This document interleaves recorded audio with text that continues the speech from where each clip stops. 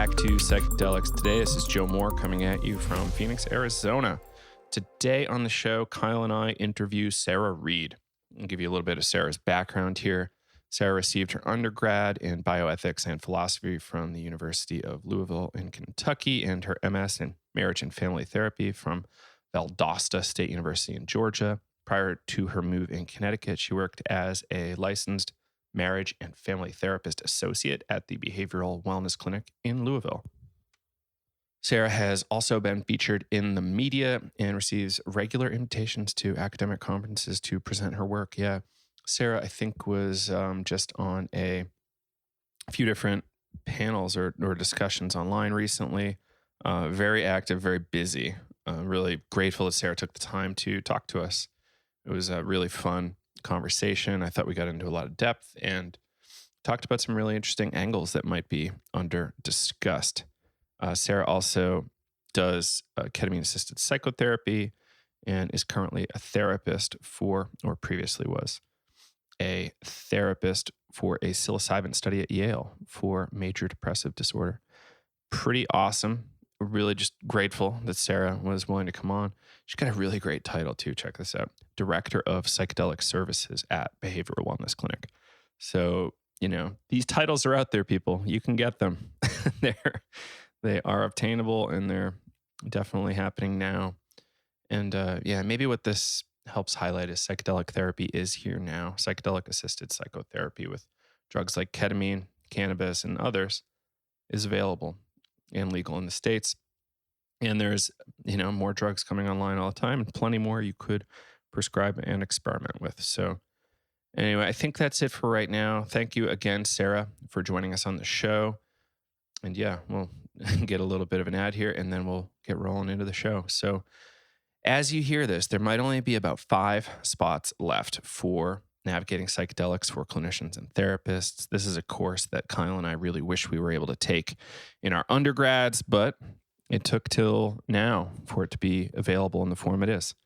We combined probably 30 years of lived experience into this course, plus all the research we could find, and really, really, really just dug deep and put together a package that we think is super valuable for therapists and clinicians.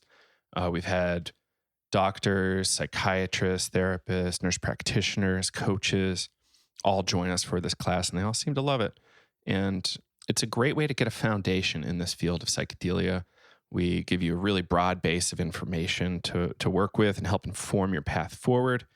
And we really think you're going to love it if you take it. We've got some live classes along with it. So it's 8 weeks of live supported time, tons of lecture pre-recorded, and the course is largely, like, the biggest value is being able to come together with the class and Kyle and I and discuss what you've learned in between the classes. So it can really help you unpack things, clarify things, and steer you away from some dangerous angles too.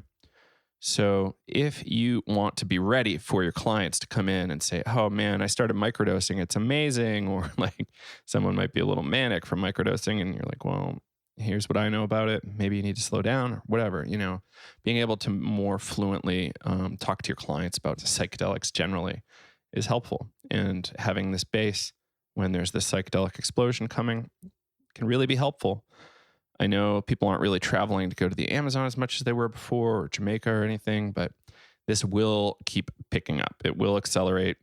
I know people are doing psychedelic sessions remotely on Skype and whatnot, and that's a little unsettling, but it's happening. So what can you do as a professional to get ready for that and be able to help your clients if they need help? So come check that out. It's all at psychedeliceducationcenter.com. And it starts September 17. And like we said, the early class is sold out, but the afternoon class definitely still has spots. So go check it out, psychedeliceducationcenter.com. All right, I think that's it for now. This is Joe Moore signing off. We'll see you on the other side. Hello, everybody. Welcome back to Psychedelics Today. Today on the show, we have Sara Reed, MS LMFT, Director of Psychedelic Services at the Behavioral Wellness Clinic in Connecticut. Thanks for joining us, Sara. Yes, thank you for having me. Glad to be here. Yeah, absolutely. It's a pleasure. So we are excited to have you on the show. You've been doing psychedelic work for a bit now, and actually even got to take MDMA as part of the MAPS protocol. And you're doing ketamine sessions with folks and doing a lot of interesting stuff. So really appreciate you coming on to share. Mm. So how did this stuff come onto your radar? Did someone just approach you at some point and say, hey, look, psychedelics? Yeah, I definitely am happy to go into my origin story of how I got into the field. So I really believe that I say all the time that this field chose me and I accepted the call. And because I really believe it was divine, that there was no specific path that I could have planned to be in the spaces of where I'm in today. But to even go a little bit into detail about that, so I graduated with my master's in marriage and family therapy, and I was doing a little research work in my grad program, and I wanted to continue to do research specifically with Black Americans. And so I literally did a Google search of African American research, and I looked at two places. One was Kentucky, one was Georgia. And in Kentucky at the time, Dr. Monica Williams' name popped up. And so then I reached out to her and I was like, oh my gosh, your work is incredible. Can we talk about a potential collaboration? And long story short, I started to work with her back in 2016 and have been working with her since. And then maybe about 2 to 3 months into working with her, she got approached by MAPS regarding their MDMA therapy research. And so we were having a conversation one day, and she said, hey, there's this research organization that approached me about this really interesting work about MDMA-assisted psychotherapy for PTSD. Would you be interested in going to a training? And I was like, yes, I would be interested in going to a training because I originally got exposed to alternative treatments to psychotherapy in my grad school program with a documentary by Gabor Mate where he talks about treating addiction and using ayahuasca. So I was really fascinated by being able to approach treatment in an alternative way or in a drug-assisted way.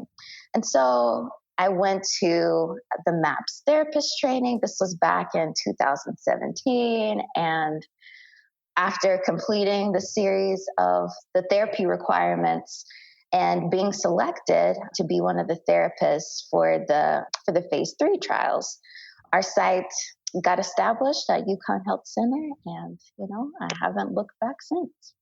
Excellent. Yeah, that's huge. It's funny how these things come into our lives, right?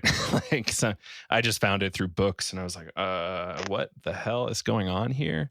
But other folks, have really interesting mentors. Like Monica's amazing, and yeah, it's cool. So did you start working with her as a grad student then, or? Nope. It was excellent. Just a clinician straight out of my graduate program. So this was just my postgraduate training. So I was working towards licensure in Kentucky, but my discipline is marriage and family therapy. Her discipline is clinical psychology, which there's a bit of different requirements for each of those respective disciplines. So I was just really interested in the work that she was doing and just wanted to get connected with her. And I eventually became part of her, of course, research team and her lab with being able to do this work, which I think really positions me in a unique way because I'm not one of her grad students who does the work with her. I'm just a clinician who believes in the work that she does. That's great. It's really great advice too, I think, for people like graduate students and people getting involved. Is something people are always asking. And sometimes it's just reaching out and seeing what type of connections you can make and see what happens. Absolutely. I am a firm believer in when you're clear about who it is that you are and what it is that you want, other things will follow. As long as you do the work, the manifestations will come. And there's tons of opportunities out there. It's kind of hard to see them at times or access them, if you have to move or something, but it's doable, though difficult. Listen, absolutely, because let me tell y'all something. I literally, like I said, I was in Kentucky and I'm a native of Kentucky. So I went and did my grad school training in Southern Georgia, was coming back to Kentucky, and I literally moved my entire life for this research work because I believed in it so much. Never went to Connecticut before. The first time I came to Connecticut was literally the day that I moved here for the research work. And then had to spend time finding a place to stay, et cetera, et cetera. I mean, it was certainly a journey and a culture shock for sure. But nonetheless, it definitely was an important decision that I had to make. And I'm glad that I made it. Amazing. Yeah. So briefly, let's touch on this. So you're part of this UConn study that MAPS was trying to put on with Monica. You're part of that team, and eventually the project had to get canceled. And can you speak briefly about where people can maybe look up some data on that? Sure. Yeah, we started the research work at UConn Health Center back in, I want to say, late 2017. And we had our study team. We were ready to kind of go through the supervisory phase before we transitioned to the phase 3 studies as a site. But our time at UConn Health Center or within that research got cut short for a lot of different reasons. And there are a couple of published pieces that are out there. One is a paper that Dr. Williams, myself, and another colleague, Ritika Arwal, wrote about culturally informed research design within MDMA-assisted psychotherapy.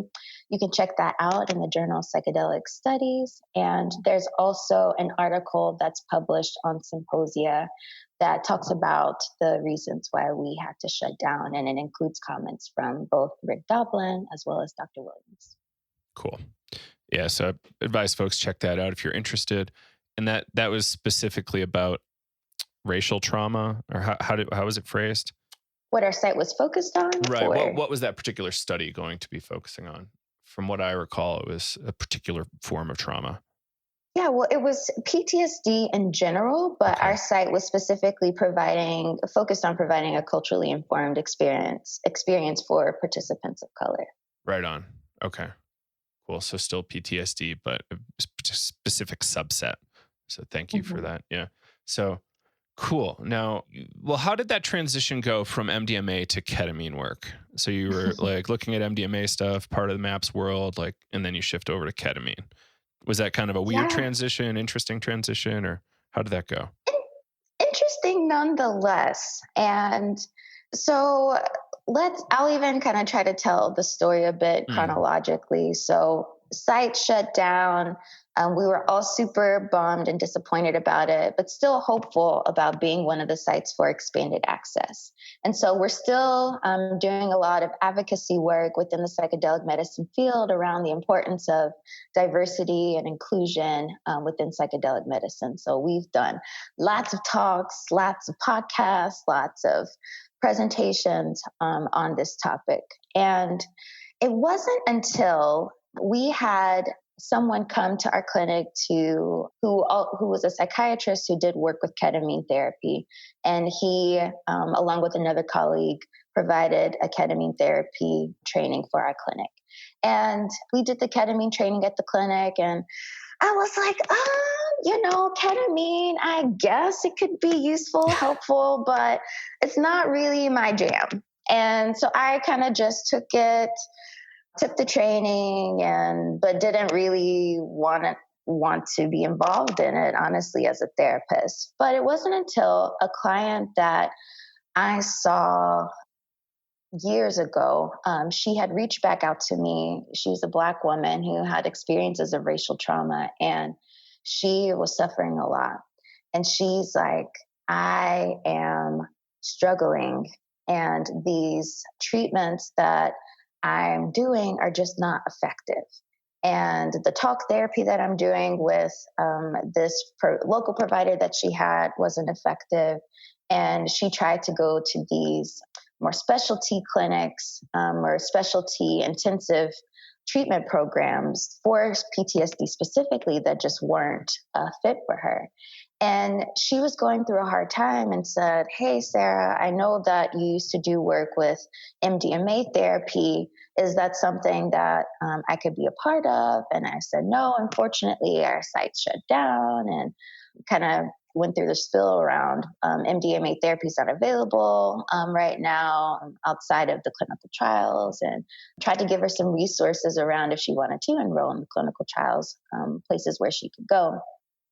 And then I also told her too, because I had remembered that training that I went through. I'm like, well, there is this therapy called ketamine-assisted therapy that we do offer at the clinic that might be a fit for you, but we would need to do some screening and complete another assessment to really determine if ketamine therapy treatment is really indicated for you.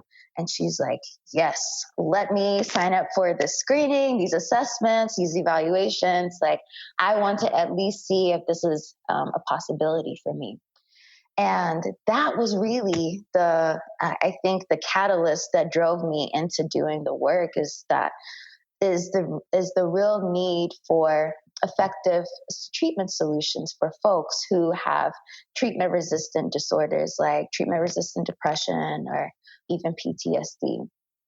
And we did a series of ketamine treatments with this woman, and I'm telling you, the amount of relief that this woman experienced in going through this treatment really, I think, shifted my own beliefs around how useful this treatment could be. Because, of course, I've got the theoretical framework. Of course, I know some of the research around the effects of ketamine, and she also had persistent depression, and so that was also another reason of why I thought ketamine therapy would be a fit for her, not just specific to the trauma, but specific to the way that her symptoms presented.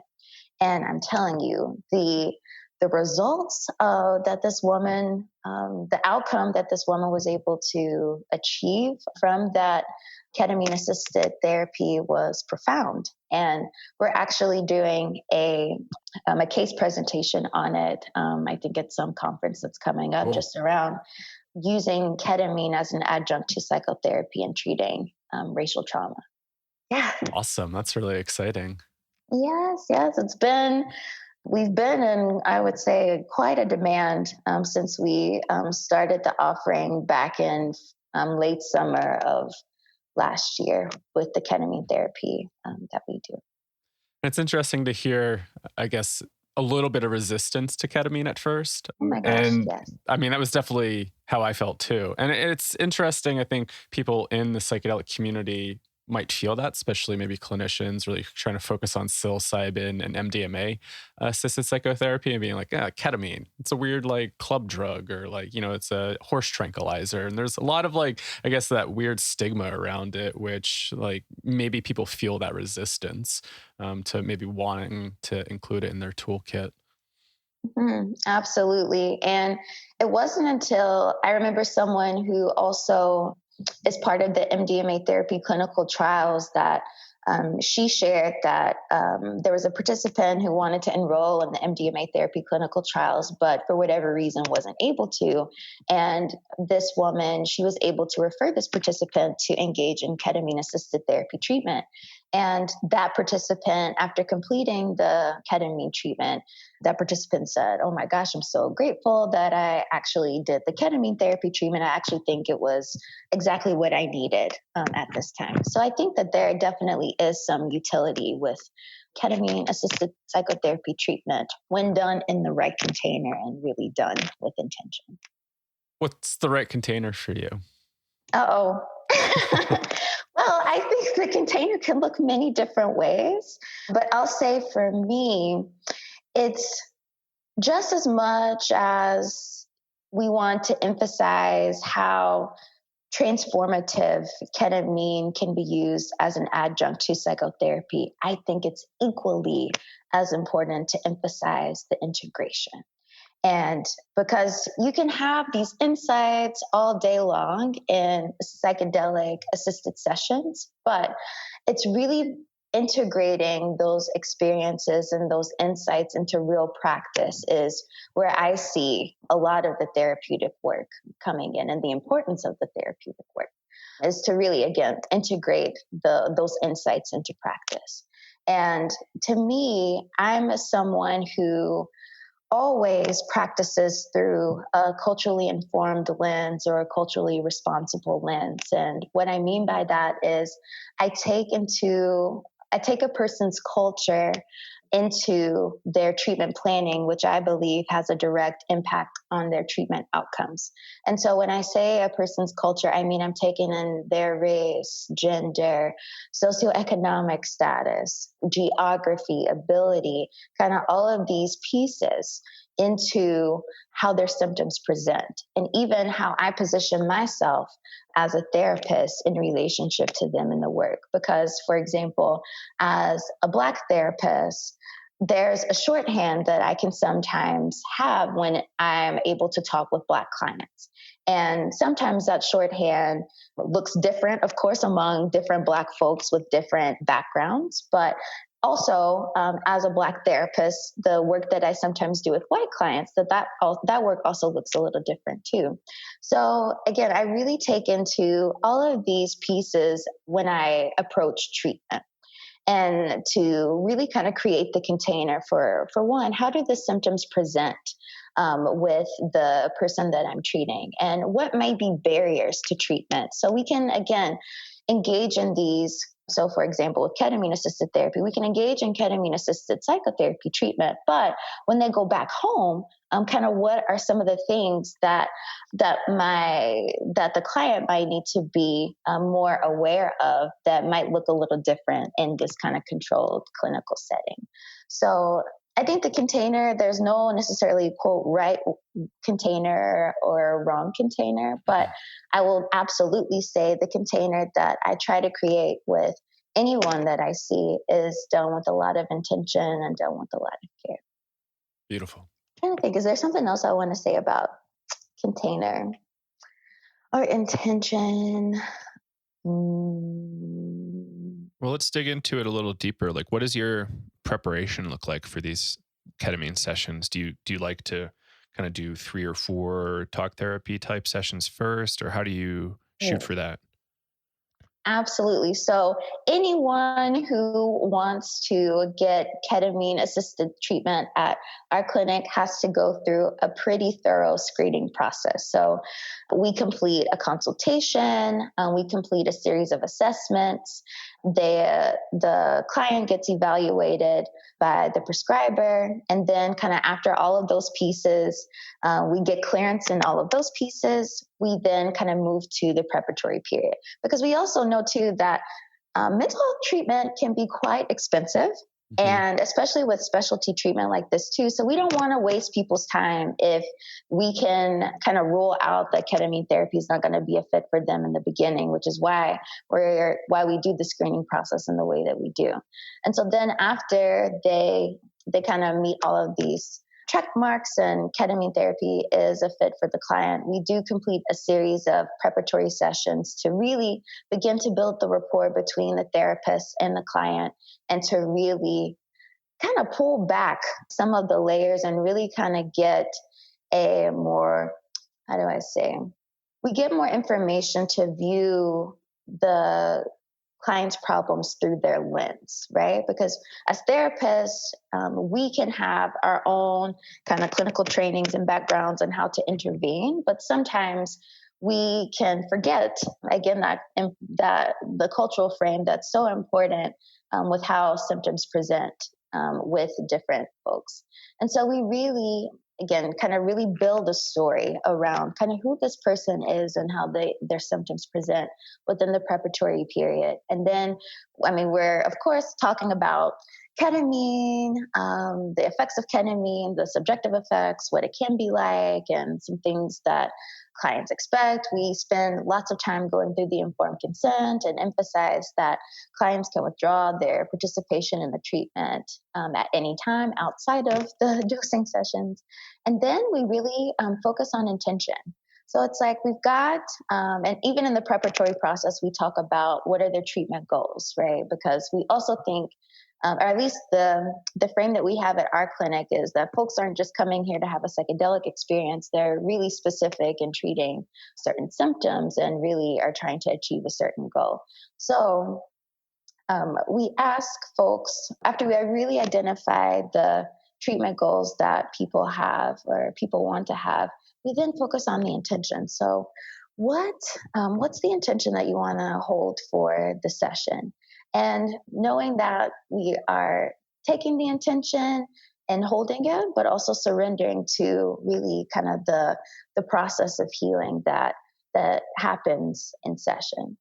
And so we talk about the intention, the session before, and then we bring the intention right back into the conversation the morning of. And then we do some kind of general check-ins. I also like to ask if clients have had dreams the night before or even during the preparatory period as they're approaching the dosing session, because a lot of times dreams can emerge that are quite significant to the dosing sessions and experiences. And so I'm really trying to get a pulse of what the psyche might already be experiencing, and just to really make sure that I'm kind of treating and holding kind of the whole person as I go into the dosing session. So I ask about dreams, and sometimes clients talk about dreams, and the dreams actually come into the dosing sessions, which are quite interesting to work with therapeutically. And then we offer the medicine to them, and we kind of hold the space as the client holds the intention, and we kind of hold the space as they ingest the medicine. And then we all surrender to the process, turn on the music, and see where things go. Awesome. And are you just working with lozenges, or are you working with different protocols like IM? Lozenges only at our clinic. Cool. What kind of dosages are you using? Yeah, so we dose anywhere between 75 milligrams and 225 milligrams. You said 75 to 225? Mm-hmm. Cool. That's a big range. Yeah. Yeah, it's really 150 is what we give clients, typical clients who are coming in with like moderate depression symptoms, but depending on how they tolerate the first dose will determine if we increase the dose or we stay at the 150 milligram dose. But the 75 milligram dose was only for one particular client whose symptoms just presented a little differently, and also age also was a consideration, and also some other chronic health conditions that this client had. Mm-hmm. And how are you operating during session? Are you really kind of taking what you learned from the MDMA training and refocusing, or are you doing any sort of kind of like psychedelic psychotherapy where people are able to talk and process? I mean, I guess it really depends on the client and, how far they're in, or, how much they can talk, but wondering how you guys approach that there. So for the most part, we allow the clients we follow the direction of the clients, because specifically with ketamine, if they are quiet, we really just want to surrender to their inner directed experience. But oftentimes I found in sessions, clients will stay in for a little bit, and then they're ready to talk and ready to kind of process what's happening to them. And sometimes the conversations with some clients, talk is their way of distracting themselves from really kind of focusing on what's happening inside. So we invite them to return back in. But of course, again, if clients need to talk, we give them the space to talk.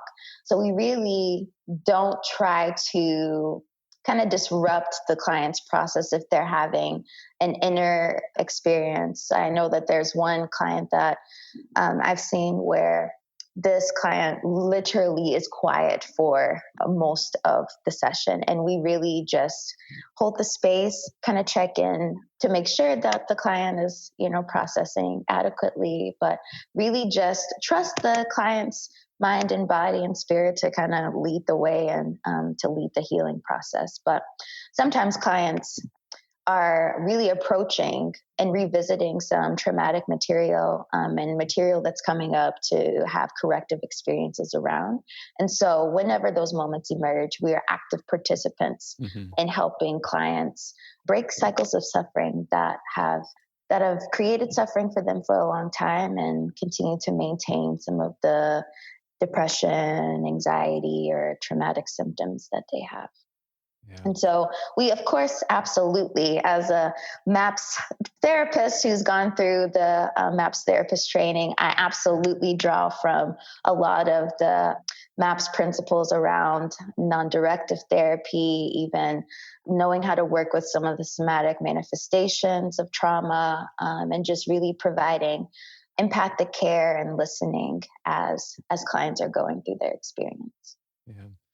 And I'm wondering, how hard has it been for you? Or I don't even know if it has been that hard, but just taking this non-directive approach, I think in regular therapy training, sometimes I always used to get feedback from my supervisor, be more directive, because I take such a non-directive approach at times. But when doing this work, it seems to be really beneficial. And that balance between trying to be directive and also pulling back and be like, do I need to guide the session, or do I really trust the inner healing intelligence within the client? And how do I sit with myself as a therapist in the room to really allow that person to build trust with their own process? And I think that's, I know it was hard for me at first to try to pull back at certain times, but yeah, I'm wondering how that process has been for you. Yeah, it actually felt very familiar to me and very like a sense of home, like a return as a healer in some ways.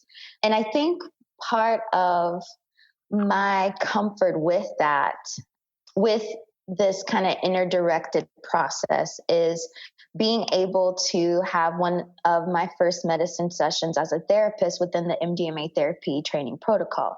So I'm like experiencing and witnessing in real time a participant going through an MDMA dosing session. And with that, I was able to see just how important it is to be a silent witness in moments, and how intervening in the wrong way could be disruptive to the participant's process. And even in moments, if you try to intervene, the participant, if they're like on a different kind of path, they might ignore what you say or not directly answer the question, which is totally fine. And so to me, I feel like it wasn't difficult at all for me to make the, transition between working with MDMA therapy to ketamine therapy, because I understood the importance of silent witnessing, just as, silent witnessing is just as important as knowing when and knowing how to intervene clinically. And I will say for me with ketamine, I think I have a little bit more anxiety as a clinician in working with that, because I'm like, oh my gosh, how since the medicines, the subjective effects of the medicines that work a little differently, I think I'm more mindful with myself on, okay, when are the moments to intervene with ketamine therapy as opposed to moments with MDMA therapy. I guess, what are the differences there? Like, when would you want to intervene during like a ketamine session when you're feeling that anxiety? So I'll give an example of a session that happened recently which the dynamics were also different too so the dynamics are different. I was a woman therapist. I've got my co-therapist who identifies as a man, and we've got our client who also identifies as a man. And so me being a woman therapist in this context, I think is different. And just dealing with the dynamics, and also being a Black woman in the context of two white men, I think is also a little bit different too. And in just my experience of working with ketamine therapy, the clients that that identify as women, they talk a little bit more during these dosing sessions than I found sessions with men. And so when I have sessions with clients who are men with ketamine therapy, men tend to not be as expressive with their emotions or not as talkative in these sessions. So I have to kind of ground myself and check myself and say, hey, respect the different ways that people process. So there was one time where I was trying to check in with myself, like, oh, do I need to ask a question? He's been quiet. Is he doing okay? But I'm like, no, girl, like, it's okay. Just chill, like, trust the process. Like, he's been working with you for months and months at this point, and there's no need to get ahead of the medicine, so to speak. So trust yourself, surrender to the process, and know that it's okay. And when I was able to do that, I was able to trust the process a little bit more. I mean, it still took some time for sure for me to kind of calm down, but I mean, this person is doing quite powerful work and he is not doing a lot of talking. So again, I think it really goes to show the importance of how silent witnessing can be a really useful tool in these sessions. Yeah, thanks for sharing that. Yeah, that dichotomy of doing and not doing. So we come from the holotropic breathwork world, and that's a big topic, and it's been a big topic for a very long time. It's like, when do you do something? And Kyle and I had a workshop a while ago, and somebody was just screaming, swearing.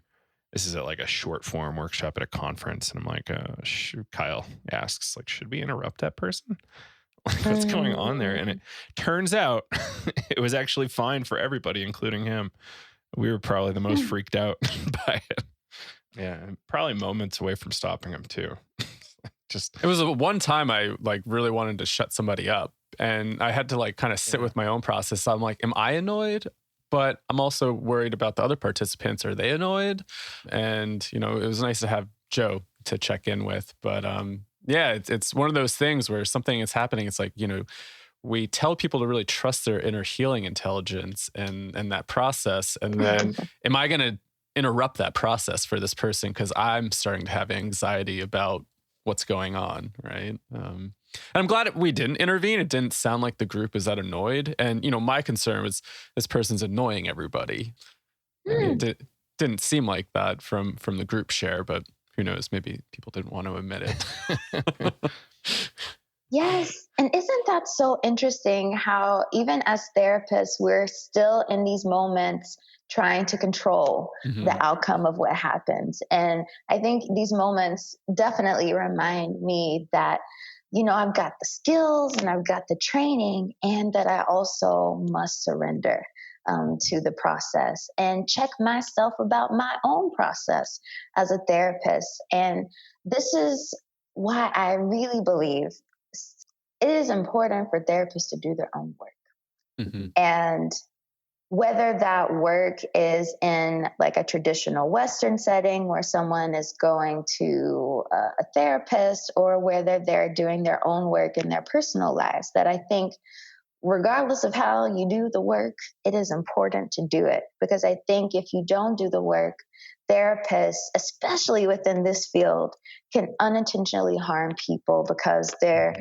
utilizing some technique or some skill that they think is going to be helpful or useful without being able to kind of check in with themselves and really kind of know themselves and saying, hey, that's actually my stuff. That's my thing.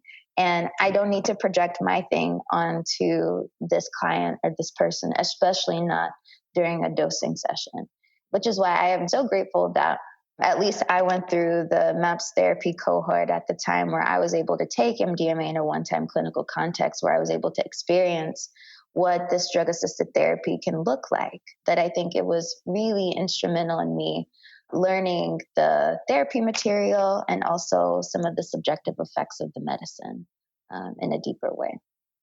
Yeah, so important to keep doing your own work. And, you know, during that moment when I was having that thought, I was thinking back to like some breathwork experiences that I had that I was very vocal.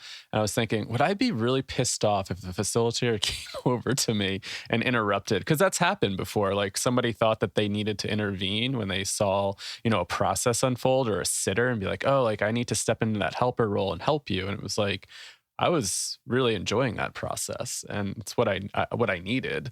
And so, I think definitely having those own experiences to be able to like self-reflect and be like, okay, like maybe that person's going through a situation where they really need to own what they're going through, and intervening could actually disrupt a process. And I guess that's what I meant by like that first question, hard, kind of stripping away how we're traditionally taught these techniques, being kind of like, oh, we need to like fix this person or help them and really guide them, versus like, actually, how do we really give agency to this person to do their own healing work and to just be that silent witness and sit there and observe. And, obviously there's times when we need to intervene, right? Situations come up and you need to do something. But, I remember first going through like years of breathwork training and also sitting and that drive of, oh, I need to intervene and help this person. Oh, it's like, how do I really sit with myself and be like, maybe I don't need to do that. That took years to be like, okay, years of my own work too. Absolutely. And I think too, this idea that we have around just the healing process, that healing has to be this painful, like no pain, no gain kind of healing that you have to go through, which I think that in some aspects, absolutely healing can be painful, it can be challenging, but joy can also be an important process of healing. Yeah. And experiencing love can be an important process of healing, or experiencing relief can be an important process of healing. I know that in some of the ketamine therapy sessions that I've had in the beginning, these clients who are holding so much trauma in their bodies, are holding so much anxiety and just pressures in the world, that once the effects of the medicine start to come on, they're able to experience relief sometimes, or experience a sense of gratitude sometimes in very kind of deep ways.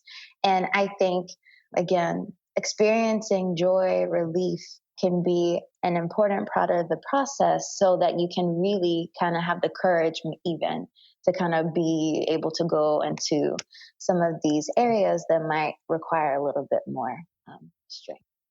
Yeah, it's beautiful.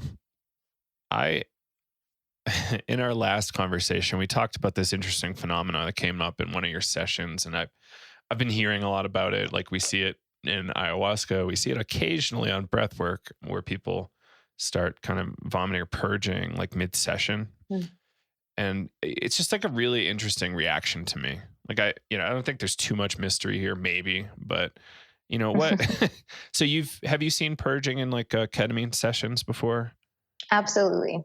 Yeah, like the way I'm modeling it is like there's this, I don't know, some sort of reaction in the body, like energetic shift of some sort, and then like the trauma somehow manifests in the gut, and you purge. I've certainly had this on psychedelics a number of times, not just ayahuasca.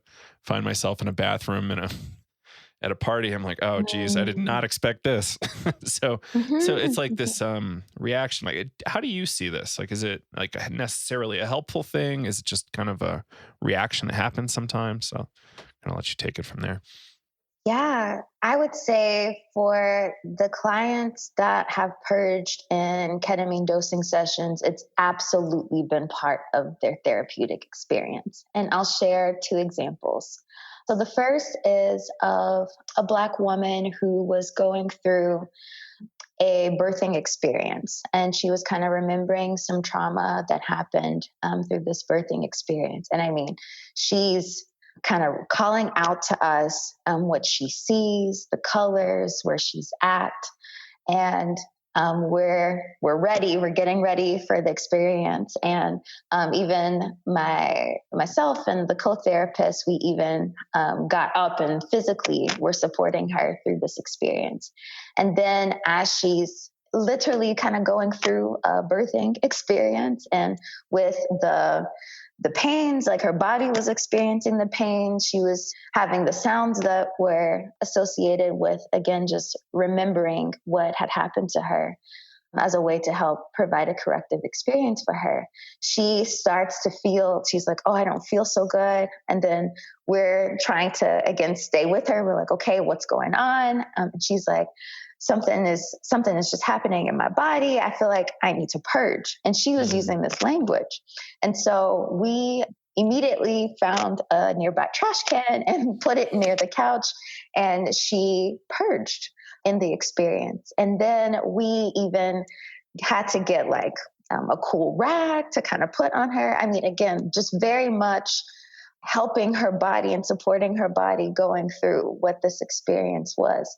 And then she said, oh my gosh, I feel so much better as a result. And then there were some more somatic manifestations of the trauma that came up throughout the session that she felt like she was able to energetically release as a result of that purge. And then there's another example that comes to mind where a client was very silent during session, having a very inner process, and then all of a sudden kind of just sat up and says, I'm not feeling so well. And so then we're like, okay, what's going on?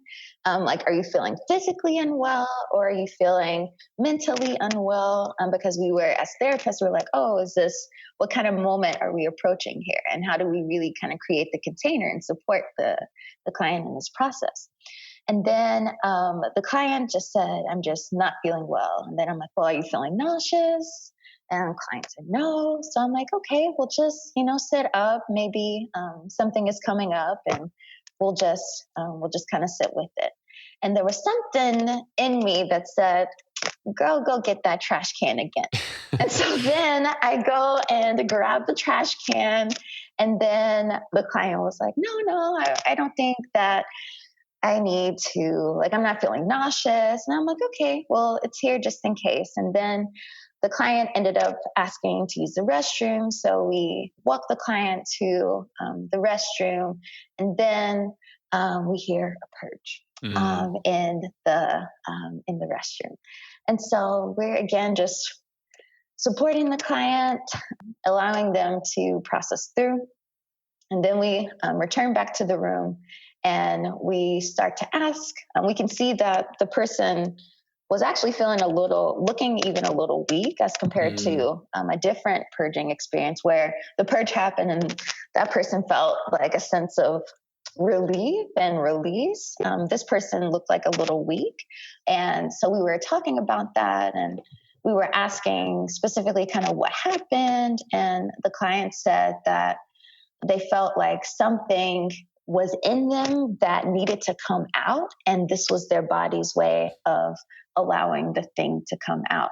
And it was interesting with this client too, because the energy in their body, and specifically in their stomach, that there was a thread that was connected with all of the sessions, whether it was a dosing session or integration session that led up to that point. And then that client ended up purging. And then the session after that purge happened, the client was able to experience new experiences that they haven't felt for a very long time. So it's so important to, even with that particular case, I had to check myself because I'm used to kind of like moving fast with ketamine or wanting to move too fast. And again, getting ahead of the medicine. Yeah. And I had to really check myself again and say, hey, everybody's process is different. And I really had to surrender to this particular client's process. And it's been, I think, a transformative journey so far for this client. And plants have certainly helped me in understanding the process of growth and transformation. And I'm reminded of, just even as I'm talking, I'm literally looking at two of my plants that are just reminding me of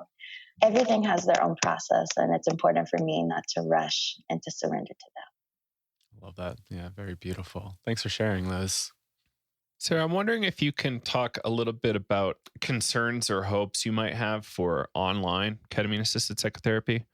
Because, given where we're at right now with COVID, like in-person work's really been cut down a lot. And I've been hearing some interesting things about online ketamine. Yes, would love to talk about this piece because I want to encourage all the listeners to do your research on who is providing the ketamine assisted therapy as well as their training and their background. Because what I'm finding just within the psychedelic medicine field in general is that there are some people who see this work as an opportunity for their income, to gain more income, and they have just a different ethic around what it means to provide responsible clinical care. And so, really doing your research on who the provider is, where they've done their ketamine therapy training, and just really understanding their background in working with psychedelic assisted therapies or drug assisted therapies, that is paramount for you to do. Because what you don't want, especially in this traumatic time I think that we're living in, is for you to want to get relief, but so bad that you're like, I'm willing to pay whatever to see whomever to get some relief so I can get back to functioning. But you engage in a session and you can actually get, if the provider is not careful or doesn't really know how to hold space for you, that it could be more harmful than helpful to you. So there's an organization, I want to say it's called the KRIA Institute. Right, with Raquel Bennett. Yep, with Raquel Bennett. She's a wonderful person, a wonderful woman who is a pioneer in the ketamine therapy field and who has a directory of clinicians that have gone through her training or the training of that organization that I think would be a good resource. But also just outside of doing the research and with and even just checking in with trusted sources, I would also recommend that if you haven't done psychedelics or used psychedelics before, you probably shouldn't be doing an online ketamine session in a pandemic. And I say that for a lot of different reasons, because you don't know what the effects of this drug are going to be like. And particularly for your first session, you're going to want an in-person session, or this is just my personal thoughts, recommendations, that if you haven't taken psychedelics before or utilize them as a way to treat any condition, that you definitely shouldn't be doing any type of online psychedelic therapy. Now, if you've experienced ketamine therapy treatment before and you are maybe considering doing a booster session in the midst of the pandemic, I would then say maybe, again, still doing your research to see who are providers that are offering ketamine-assisted therapy online. But definitely check in, do your research. And if you haven't done a ketamine therapy session before, you definitely should not be having your first experience in an online format. Thanks for sharing that. Has your clinic explored that territory? And I mean, this is something that I've been following, since the pandemic really started to happen, and just hearing a lot of different views from different clinicians on this topic. So I'm wondering if you guys have ventured into that space. Yeah, because I know KRIA, Raquel did put out a statement when this first hit was, online, right? I mean, thinking about therapist and client safety with the coronavirus, we should switch online. But then, what type of things are you giving up doing online? Thinking about safety, the container, do you trust the client enough not to get in the car and drive afterwards? All these like little nuances that, you could be liable, right? Absolutely. And so at our clinic, we try to still create the best container that we possibly can create in the midst of the pandemic. So we do offer ketamine-assisted psychotherapy services now, but the only sessions that we offer in person right now are the dosing sessions, and we're wearing protective equipment. We're also social distancing. We're having clients get their temperature checked as soon as they enter the building. And there's a lot of other lifestyle modifications that they have to adhere to in order to engage in the treatment that just looks a little different than it did this pre-COVID era.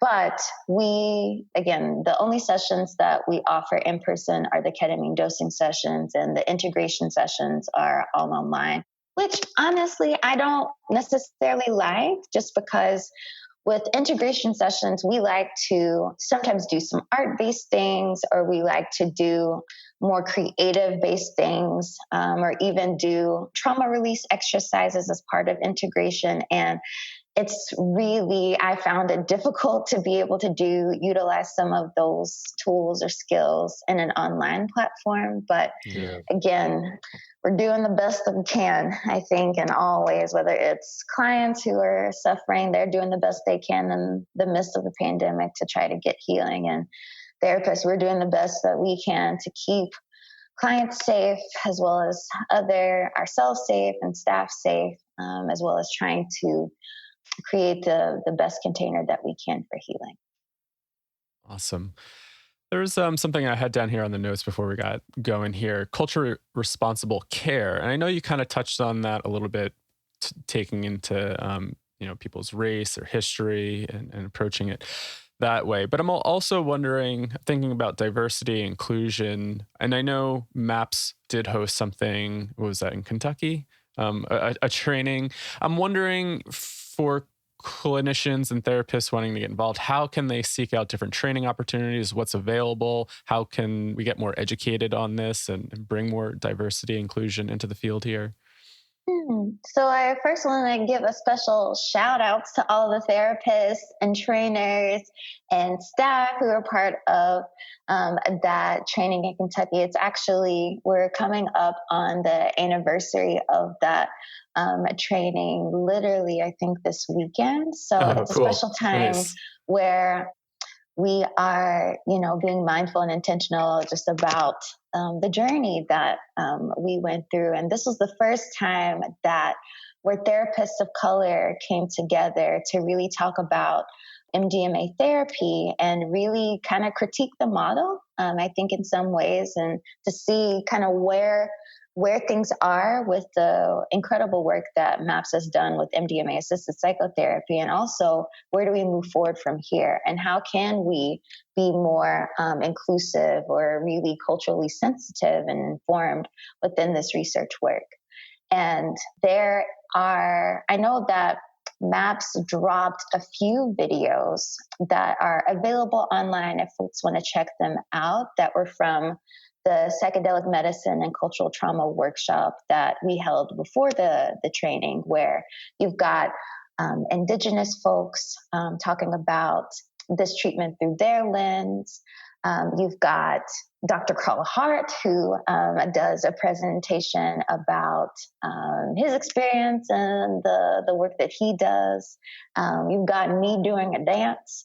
So there's a lot of really unique, interesting videos and informative videos that really talk about this work through a cultural lens. So I highly recommend folks, if they want to follow that work, to check out MAPS Instagram or social media pages for those resources. There are some other things that I think are in the works that are a little premature for me to tell right now, but I would say just follow MAPS if you're interested in learning more about this intersectional work that we're trying to do. And if you're specifically interested in becoming a therapist, to check out MAPS Public Benefit Corporation. That they've got a website that outlines the therapy training program that folks can look to if they want more information on how to get involved. And there are other organizations too that are still trying to do justice within this work, or advocacy work within this field. And I know Chacruna is one of those organizations, and I'm part of their Chacruna's Racial Equity and Access Committee, and we've got a series of webinars that are coming out over the course of the next few months that talk about race and psychedelics, especially within this cultural climate that we're in. I'm doing a presentation on September 3rd that's about ketamine therapy and what it means to provide culturally responsible care for that. So, or within that framework. So lots of work. I am tired. Okay. I need some other people, to help do this work with me. And, people are coming, and I'm so grateful that we're really trying to make moves, and we are making moves within the space. Yeah, thank you for your work. I was just actually thinking about that today. I was like, I wonder if like Monica or you or anybody's like providing training to then make, this topic much bigger. People can then go out and do more trainings about this. I mean, when I think about the psychedelic community with this topic, I mean, your name has come up and Monica's name has come up and just like a few others. And it's like, yeah, it must be tiring, right?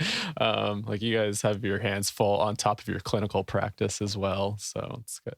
Thank you. Thank you for your work, though. Yes, I am tired, and I am literally, as Angela Davis says, lift as we climb, because, what is sustainable is to really, I'm not trying to be the spokesperson for people of color, for Black people around what diversity, equity, inclusion looks like in this work. And I'm even trying to be mindful about how many talks I do accept. And I'm always trying to refer other folks who have equally valuable perspectives and input around this work within this field to elevate other voices too, because I also think it's important to value other perspectives. And I can't just be, we can't just be the only folks talking about it.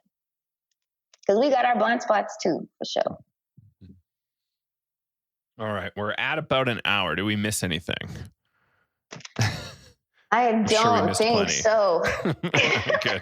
I mean, I was working so hard to provide the most concise answers to the questions, because I can literally go on tangents around all of the questions. Too. It's hard to contain everything within an hour. Oh my gosh, yes. Well, I think, at least from my end, I feel, we got some good stuff. We got some education for the folks. We've got some referrals for folks if they want to follow the work. So there's nothing on the table, at least from my end. Outstanding. Well, Sara Reed, thank you very much for joining us. And can you give us maybe the website for your clinic? Sure. If you all want to follow the work at the clinic, you can follow us at bewellct.com, where you can find more information about our services. And I also started a digital health company in the midst of this pandemic. Not that I'm not doing enough, but if you wanted to follow more about some other work that I'm doing, you can follow that work and subscribe to mindsihealth.com, and that's mindsihealth.com. Outstanding. Sara, thank you very much for joining us, and we hope we can do it again in the future. And yeah, keep on keeping on. You're doing great stuff, and we appreciate you. For sure. Thank you all so much for having me. And there you have it. Sara Reed, MS, LMFT, Director of Psychedelic Services at the Behavioral Wellness Clinic. I hope you enjoyed that. I had a really great time having Sara on. I really hope Sara will join us again in the future, and look forward to bumping into you, Sara, at some conferences in the future once we're allowed to do conferences again. So yeah, what did you think? Let us know. You can reach us at psychedelicstoday@gmail.com. We'd also really, really love to have you leave us a review on Facebook or iTunes or your podcast app. It just takes you less than 30 seconds to do that on your phone, and it would help us a ton. So please do that. If you want to help us financially, you can leave us a small monthly donation at Patreon, patreon.com/psychedelics today. And you can leave a donation as small as $2 a month. You also get some special early access to episodes, and once in a while, some free meetups that are included. And that helps us a ton as well. And if you really want to further your psychedelic education, come see our offerings over at psychedeliceducationcenter.com. There's 2 great free courses, the Spiritual Emergence or Psychosis course. There's an 8 common psychedelic mistakes course.